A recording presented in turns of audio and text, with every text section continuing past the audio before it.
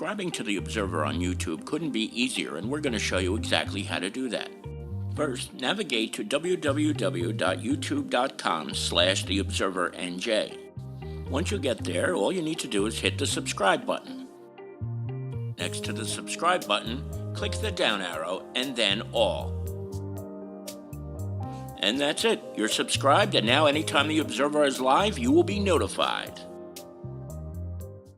You can now listen to the Observer Live podcast in languages other than English. Here's how. First, click on the Settings tab right here. Then, look up for audio track and click on that.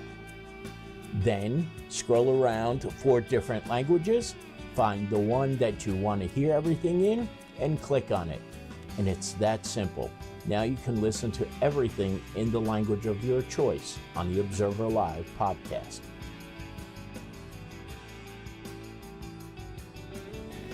Hi again, everybody. It's Kevin Knessa coming to you live from the newsroom of the home studio today. Sorry, I forgot where I was for a minute. On this, the 9th day of June in the year 2026. Sure hope you're enjoying your Tuesdays, no matter where it is you are in the country. What a gorgeous day here in the Northeast. 80 degrees, a beautiful, beautiful sunny and warm day. So hope you're enjoying the great outdoors as much as you can, or wherever it is you are, that you're enjoying the day. As you do each and every Tuesday, welcome me into your home so that I can bring you this week's news. And we actually have a lot to get to today that I wasn't even sure we were going to have. So I want to start off with this because, as you know, the World Cup is upcoming. And even though we're not supposed to call it that in print, as you can see, we call it the World Football Tournament because FIFA is very, very strict about use of its properties. We have a supplemental advertising section this week and also in the coming weeks as well, of businesses that are going to have specials and a lot of things going on during the World Cup tournament. So I just wanted to go over a couple of them with you. We'll start off with the Spanish Pavilion, which is at 31 Harrison Avenue in Harrison. That, of course, is Mike Fernandez's place, celebrating its 50th anniversary this year. You see the information of all these businesses that is on the screen. Picnic, of course, is in East Newark at 224 Grant Avenue.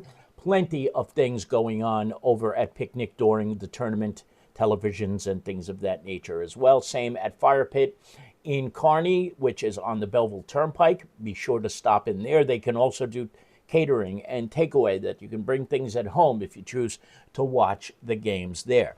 La Fiamma in Harrison, which is over on, It's on Harrison Avenue. They have all the matches being shown on big TVs in the place. Plus, one of my favorite places in the world, La Fiamma. Excellent food there. Angelo has been doing it for 20 years now. It's his 20th year. You can head on over to La Fiamma. The Colonial Diner is also looking for your business to come on in during the World Cup. Of course, if you're en route to the games, you're a perfect spot right here at the Colonial Diner, right on the way. The Thistle, also in Lyndhurst, will do pre-match dinners that you could either eat at the restaurant or you can take home with you, depending on what your choice is. So you can always count on the Thistle at 442 Valley Brook Avenue in Lyndhurst. The Cantina de Serra is also doing a whole bunch of specials as well and things for the World Cup. You can watch the games there as well. That, of course, is at 360 Kearney Avenue. Sean's Crazy Saloon in North Arlington, which is basically on the Belleville Turnpike. I forget the cross street. I want to say it's Chestnut or Argyle Place. You can watch all the games there. You talk about a happening place. That place is jumping all the time and a great place to watch the matches as well. And of course, our dear friend Nuno Calero, IQ Nuno, he drives around in his Scion that is an IQ. You can hire his car for all sorts of things and promotions right now. His car says soccer car on it because he didn't want to have World Cup on the banner, which it was originally. You never know what FIFA's going to do. So he took it off. He switched it. It says soccer car, but you can hire it for all sorts of special events. We love Nuno over here. Hope you will too as well. So that will be something you'll see in this week's edition and in the coming weeks. the game's already, the match is already starting. It's hard to believe that. But we have a few other World Cup related things that I guess I should probably get to right away, which I wasn't planning to do in this order, but I want to make sure you're all aware of this. While this alert comes to us from the Lyndhurst Police Department, it is for every town within 5 or so miles. So it's important to know this. The entire town of Lyndhurst and all the towns that we cover are no-fly zones. That means for the next 40 days, you cannot fly a drone if you are a private operator of a drone. In fact, I spoke with Deputy Chief of Police Paul Haggerty today, who tells me that even if the Lyndhurst Police Department wants to send up a drone over the next 40 days for an investigation, if there's a crime, a fire, whatever it is, they have to get permission from the Federal Aviation Administration. So please, please, if you have a private drone, do not fly it in the next 40 days because they will be looking for you. The police departments have been all alerted about this, and they will cooperate with the feds on a case like this. So don't take the risk. And another important thing, too, that Deputy Chief Haggerty wanted me to mention to you is that if you are a youthful person, a young person under the age of 18, and you fly as a drone during this time period, your parents will also be held culpable for doing so. So do not take the risk. These temporary flight restrictions get stricter and stricter as we go along. They could change over the course of the next 40 days as well. If Donald Trump decides to come back here again for another visit, just like his visit yesterday to Madison Square Garden, it could get a lot stricter as well. So keep all this in mind as the tournament begins. Be very, very cautious. Don't do anything stupid because they're going to catch you and you're going to get into a lot of trouble. Now, Deputy Chief Haggerty also informed me yesterday that U.S. Representative Josh Gottheimer gave a grant of $8.5 million to law enforcement agencies in Bergen County. So that means that the Lyndhurst Police Department and the North Arlington Police Department, for our purposes, will be getting their share to fund overtime for manpower during the World Cup. I am unfortunately going to tell you that this did not happen from any other members of Congress. It didn't happen from Nellie Pooh or from Rob Menendez. So some of the other municipalities like Kearney, Harrison, East Newark, Belleville, and Nutley did not get this grant, I'm told. But I will figure out for sure if that might change as we get closer to the beginning of the tournament later this week. But as of now, North Arlington and Lyndhurst will both share in this grant that will help fund the police department to work overtime during the entirety of the World Cup. And good job out of Congressman Gottheimer getting something like this done. It's a shame they all didn't, but we'll see if that changes in the coming days. Now, late last week on Friday afternoon, police departments from Lyndhurst, North Arlington, Kearney, and Harrison took part in the annual law enforcement torch run, which is to support the Special Olympics. And of course, they came right by our office, so Lisa and I went outside and we filmed it when the Kearney Police Department, along with students from Lincoln Middle School, passed us by, and we wanted to show it to you so you see that this is an annual event, something we always look forward to because we know when it comes, it's always summer or nice weather. So without any further ado, here is Kearney's team from the Kearney Police Department and Lincoln Middle School taking part in the annual law enforcement torch run for Special Olympics. Take a look.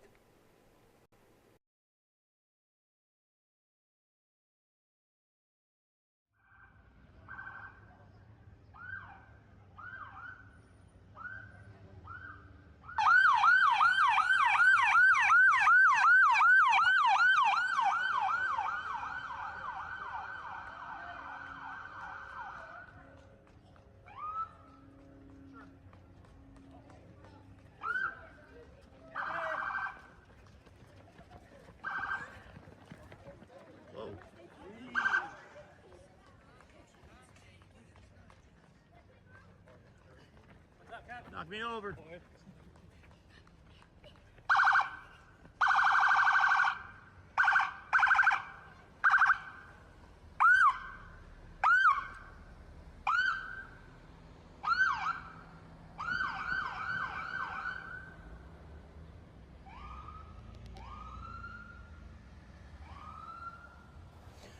So there it was, the annual law enforcement torch run for Special Olympics. Great job. Anthony Oliveira carries the torch every year. He was joined up there up front by Mina Claudius, also Mike Andrews and Matt Lopez as well, and other members of the team there, as well as the kids from Lincoln Middle School. Always a great thing to see. Let me welcome in everybody who's watching us today in the chat room. Pat Long is with us as she walks along delivering the mail along Kearney Avenue and the side streets over there. Lisa, of course, is here with us in the office. And Henry Atwell. Henry, thank you so much for getting my brother up to Newton the other day. I cannot thank you enough. And keep that in mind, too, folks, if you're ever in need of car service. Henry Atwell, longtime owner of Skylar Cab, still in business and taking people on airport runs. Call him up, get the number Skylar Cab, give him a ring, and he will help you if he can, because that's just the kind of person Henry Atwell is, somebody who I'm very, very grateful for. So now, you know that on Saturday, the storms were pretty wacky. And these photos that I'm about to show you are from our dear friend Emma Quintana, who lives on Elm Street, just off of Sealy Avenue. And look what this storm did to Emma's gigantic tree, which she's been decorating for almost 40 years.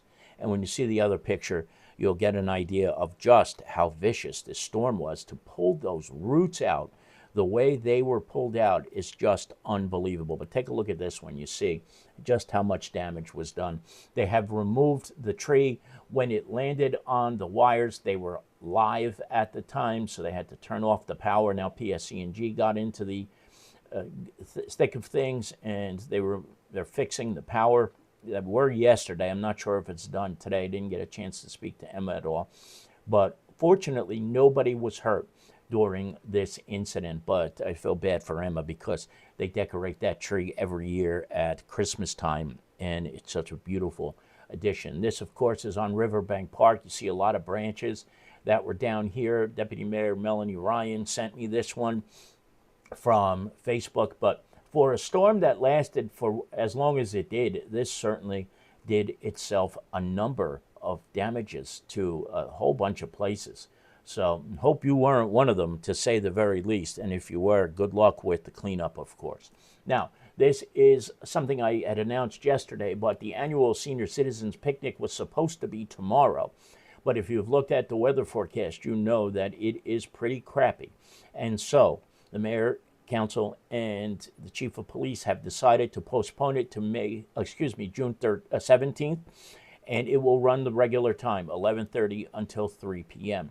It's over at Doyle Pavilion. So if you have a ticket, you will not be going tomorrow. Instead, you will be going a week from tomorrow. And this was a good move because the weather forecast is just absolutely horrendous. For the next couple of days, there's going to be a lot of rain. If you are a little bit older than the minimum age for the picnic, which is 55, 62 or older, you're invited to have breakfast with State Assemblyman Will Sampson. His name is right there. I just had a blank for a minute. That, of course, is the same day. It is on the 17th, but it's from 9 to 11 over at the American Legion. The only difference is here, if you have a ticket, you go to the picnic, but if with this one, you have to register. So call the number on the screen, RSVP by the 11th, which is Thursday, 201-455-2966, 201-455-2966. And that, of course, is courtesy of Will Sampson. So that should be a nice morning and afternoon for everybody. Now, we had also mentioned this yesterday, but let's do it again. If you live in the zone that now has permits, you must pick up those permits.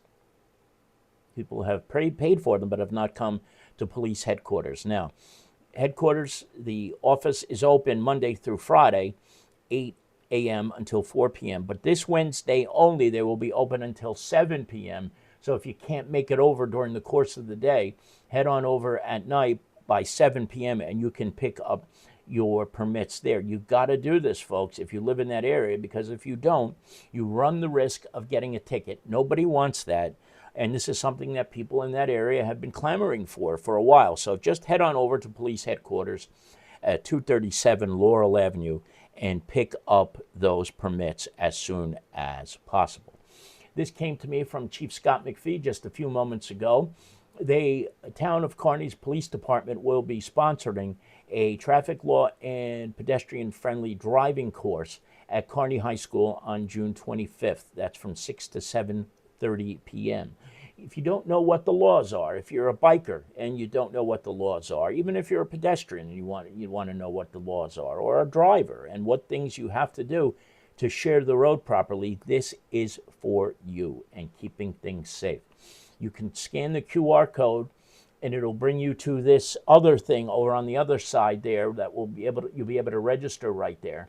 Or you can visit that website as well, tiny URL that you see right there. You just type that in and it'll bring you right to the registration. But this is a great program.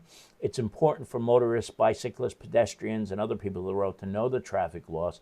It is mind-boggling, folks, how many people don't know the law and what you're supposed to do. There's so many people still driving against traffic, driving on sidewalks, all these other things. Of course, now the new state law coming into effect with helmets and having to register motorbikes like those ones that you see all the time. All of these have to be insured and registered. I believe July 1st is the date that it all kicks off. So if you want to find out what needs to be done, attend this. This is one of those great programs that Scott and his department have put together, and that, of course, is coming up on June 25th. I have beaten this one to death. This is probably the last time I will mention it to you, but the Project Graduation 50/50 raffle is coming up very soon, and it's important for people who are so inclined to get your tickets now because you're going to run out of time very, very soon. You can scan the QR codes that are on the screen right there, or you can see Melanie Ryan, Ann Rodriguez, or Jenny Paz in person if you don't want to send money with one of these apps, and you can pay in cash to get those as well.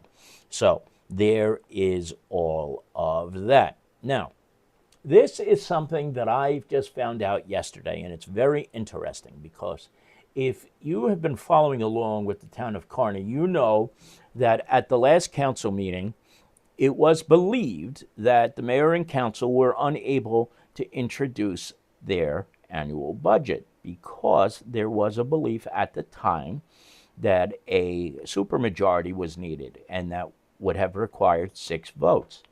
Well, don't you know, it turns out that there was a lot of bad information being given out by attorneys about what the law requires. And so when the vote took place on May 26th at the council meeting there, it was a 5-4 vote, and they had announced that the budget was defeated. But guess what?